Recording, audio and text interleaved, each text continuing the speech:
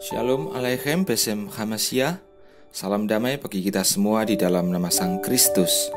Hari ini Rabu tanggal 28 September 2022, kita memasuki kalender liturgi hari biasa, minggu biasa ke-26.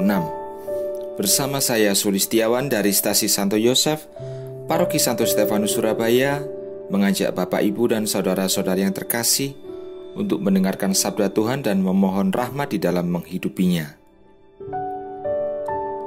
Dalam nama Bapa dan Putra dan Roh Kudus. Amin. Marilah kita berdoa.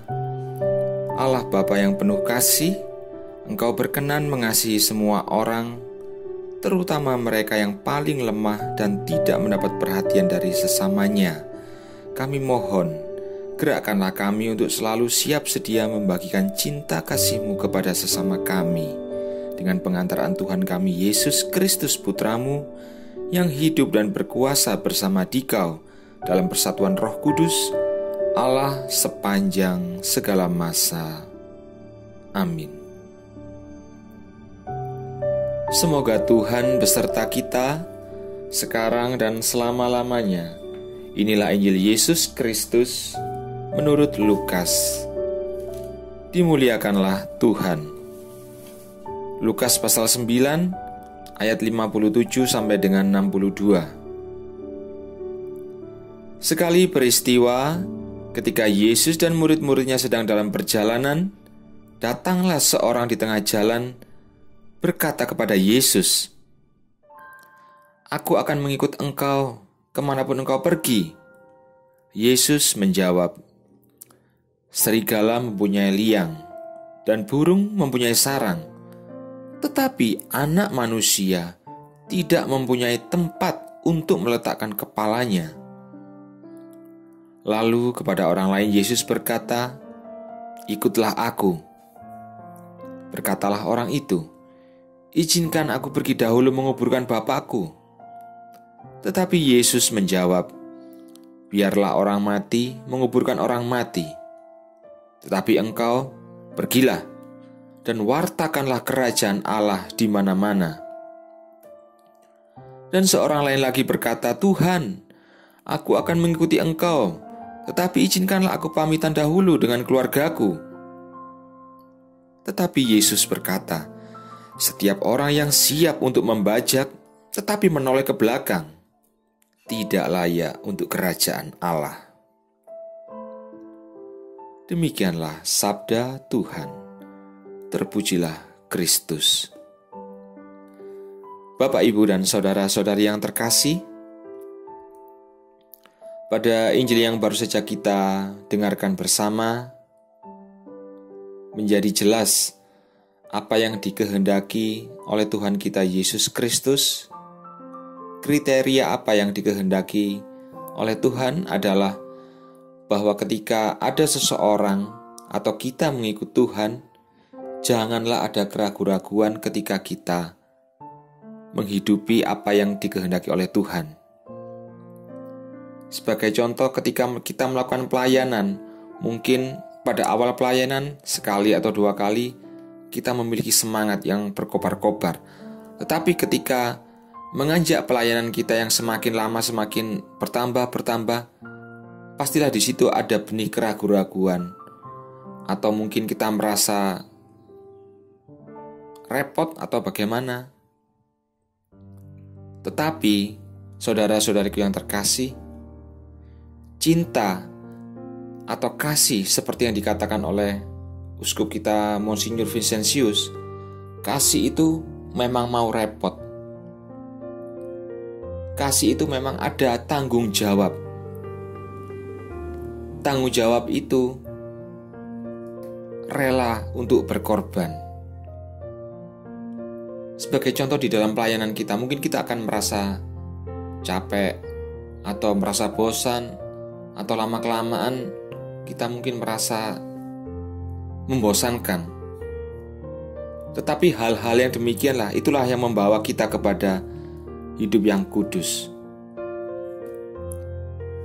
Seperti yang dikatakan oleh Tuhan sendiri, "Kalau kamu ingin mengikut aku,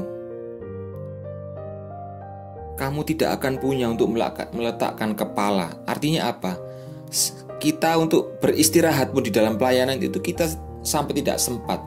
Tapi kita melakukan semuanya itu atas dasar kasih. Dasarnya adalah kasih.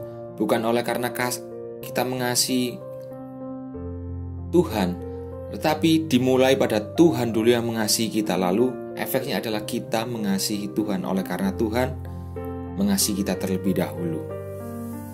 Maka dari itu Bapak, Ibu, dan saudara-saudara yang terkasih, di sini Tuhan Yesus menegaskan betapa pentingnya kesetiaan kita di dalam melakukan pelayanan.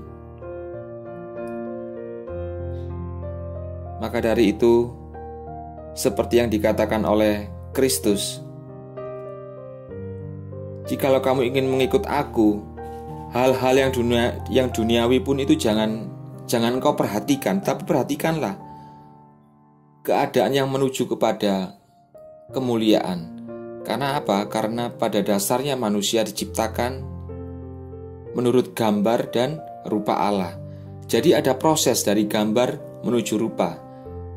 Dari yang merupakan refleksi dari Tuhan sendiri menuju pada hakikat Tuhan sendiri, yaitu ikut ambil bagian dalam kemuliaan Allah di dalam Kristus. Jadi ketika kita melakukan pelayanan, kita harus semakin sadar bahwa pelayanan ini menuju kepada pengudusan kita, menuju pada keadaan di mana kita kelak akan menyatu dengan Allah di dalam Kristus. Dan itu semua adalah karya-karya Roh Kudus yang diperuntukkan bagi kita. Jadi Bapak, Ibu, dan saudara-saudari yang terkasih, ketika kita berani untuk menyangkal diri kita, berarti kita menghadirkan kerajaan Allah di tengah-tengah hidup kita. Karena menurut Katekismus Gereja Katolik, di dalam doa Bapa Kami, datanglah kerajaan-Mu. Artinya apa datanglah kerajaan-Mu? Ada 3 aspek. Dulu kerajaan Allah sudah ada ketika Yesus melaksanakan misteri Paskahnya melalui penderitaannya, sampai kematiannya di kayu salib, penguburannya, sampai pada kebangkitannya dari antara orang mati, sampai pada kebangkitannya dari antara orang mati, dan sampai kenaikannya ke sorga. Itu telah membebaskan manusia dari belenggu kuasa dosa, iblis, dan maut. Itulah kerajaan Allah. Dan aspek saat ini kita bisa menghadirkan kerajaan Allah, kita bisa merasakan kerajaan Allah kapan? Ketika kita merayakan misa Ekaristi. Dan aspek yang mendatang adalah kedatangan Yesus pada yang kedua kali. Itulah kerajaan Allah. Tentu kerajaan Allah itu hadir, dan kerajaan Allah itu adalah Kristus sendiri. Ketika kita menghadirkan Kristus, bagaimana kita melayani sesama kita, terutama yang menderita. Barang siapa melayani seseorang yang paling hina, dia telah melayani Kristus. Sehingga Bapak, Ibu, dan saudara-saudari yang terkasih, seperti yang diungkapkan oleh apa yang menjadi cita-cita arah dasar Keuskupan Surabaya, agar umat atau gereja di Keuskupan Surabaya semakin memiliki kedewasan dalam iman, membuahkan guyub penuh pelayanan dan misioner, itu dapat terwujud.